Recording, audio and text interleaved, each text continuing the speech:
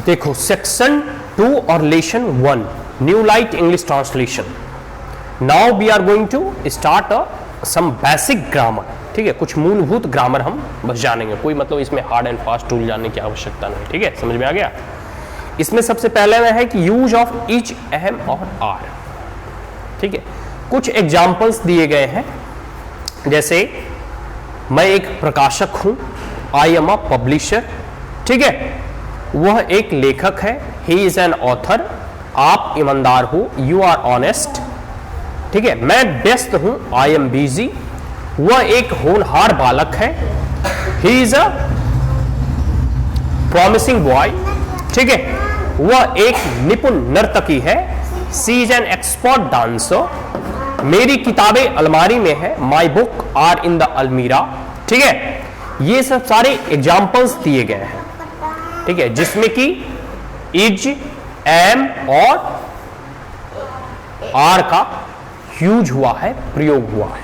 ठीक है, अब हम पढ़ेंगे कुछ बेसिक रूल्स कि किस किस में इच, एम और आर का यूज होता है, किन किन परिस्थितियों में होता है और कहां कहां हम इसका प्रयोग कर सकते हैं। और अगर कहीं इच, एम, आर का प्रयोग होता है तो वो सेंटेंस, वो वाक्य किन प्रारूपों में जो है होगा या हम उसे कैसे पहचान पाएंगे। ठीक है, ये सब सारी चीजों को हम, कुछ यहाँ रूल्स दिए गए हैं, लगभग 8-10 रूल्स हमें देखने को मिलेगा, हम सब चीज को जानेंगे।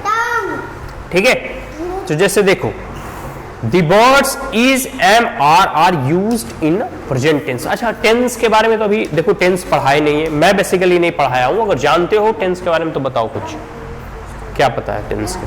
हाँ हाँ, ठीक है, मतलब 3 प्रकार बेसिकली अभी यही रखो, बेसिक तक। आगे जब हम लोग कभी जाएंगे, हाँ हाँ, प्रेजेंट, पास्ट और फ्यूचर। प्रेजेंट मतलब जो वर्तमान में है, जैसे अभी हम लोग पढ़ रहे हैं तो ये वर्तमान की घटना है जो घट रही है। ठीक है, हमने कल खाना खाया था मतलब वो पास्ट, अतीत में हो गया। ठीक है, वो बीत चुका है। ठीक है, और हम कल इंडिया गेट घूमने जाएंगे। ठीक है, मतलब सही में जाएंगे वो नहीं, मतलब भविष्य की बात कही जा रही है कि हम जाएंगे।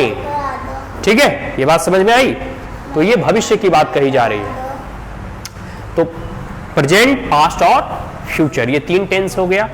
तो जो भी ऐसे सेंटेंस में इज, एम, आर लगा हुआ दिखाई दे, या कोई ऐसा वाक्य जिसमें इज, एम, आर का यूज हो रहा है, इन दैट केस, ठीक है, एट ए ग्लेंस, पहली नजर में, ठीक है, you will have to identify that these all sentences are in present tense।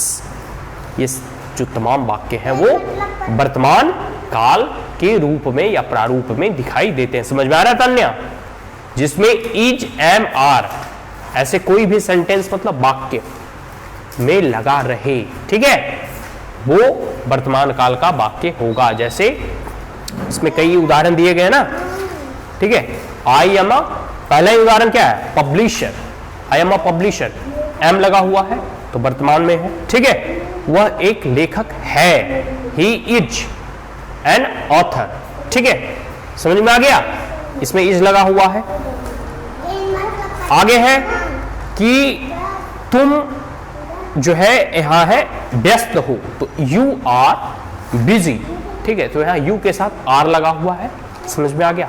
तो इज, एम, आर है जो है यहां पे वो वर्तमान टेंस में प्रयोग होता है। तो ये बात को ध्यान रखना, और ये पहला ही रूल में बताया गया है। दूसरा रूल है कि when the subject is he, she, it, this, that और some singular number is used. देखो सिंगुलर प्लूरल जानते हो क्या होता है? हाँ, बहुत अच्छा। सिंगुलर मतलब एक वचन, प्लूरल मतलब बहुवचन। ठीक है, बहुत सुंदर। ठीक है, सिंगुलर सिंपल सी बात है। कोई कहता है ना कि आप मतलब सुनते हुए भी देखते हो कि अरे वो व्यक्ति सिंगल है, मतलब अकेला है, एक है। ठीक है, हमें सिंगल पेन चाहिए। आप जाते हो ना स्टेशनरी के दुकान में, हम बोलते हैं आप हमें सिंगल सीट का पेपर दीजिए, मतलब एक पेपर दीजिए। सिंगल मतलब एक। ठीक है, तो सिंगुलर एक वचन, जहां एकात्म का मतलब एक का बोध हो। प्लूरल मतलब बहुवचन, जहां एक से अधिक संख्या का बोध हो, जैसे दो, राम और श्याम। ठीक है, जैसे कह सकते हो कि आराम से, बहुत सारी चीजें, बहुवचन का उसमें प्रयोग किया गया है। ठीक है, बहुत सारी, एक से अधिक जहां हो वो प्लूरल है, और जहां एक है वहां सिंगुलर है। समझ में आ गया ये दो चीज। तो जैसे देखो यहाँ इज का प्रयोग बताया है कि इज जो है हमेशा सिंगुलर के साथ लगता है, और आर जो है वह प्लूरल के साथ लगता है। बात समझ में आ रही है? जैसे यहां बताया गया ही इज, ही वह एक है। ठीक है, मतलब ही एक है, वह के साथ इज लग रहा है। ठीक है, वह जो है राम है, ही इज राम।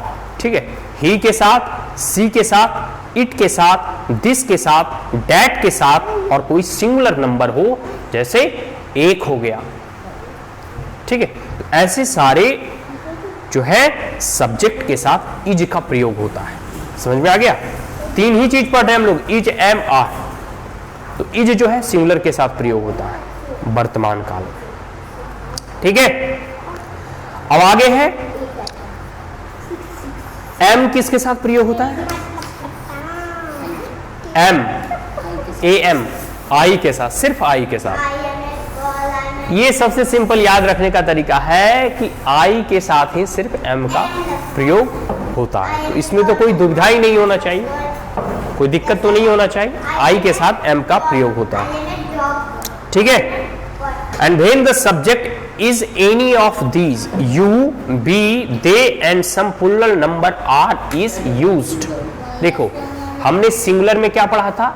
इज लगता है, मतलब जहां एक वचन है वहां इज का प्रयोग होता है, और जहां बहुवचन है, प्लूरल है, वहां आर का प्रयोग होता है। बात समझ में आ गई? तो जैसे यू आर अ डॉक्टर, तुम एक डॉक्टर हो, यू के साथ आर लगता है, बी के साथ आर लगता है, बी आर फ्रेंड, हम लोग दोस्त हैं। ठीक है, we are going to play, या फिर we are going to playing cricket. ठीक है, मतलब बी के साथ भी आर लगता है।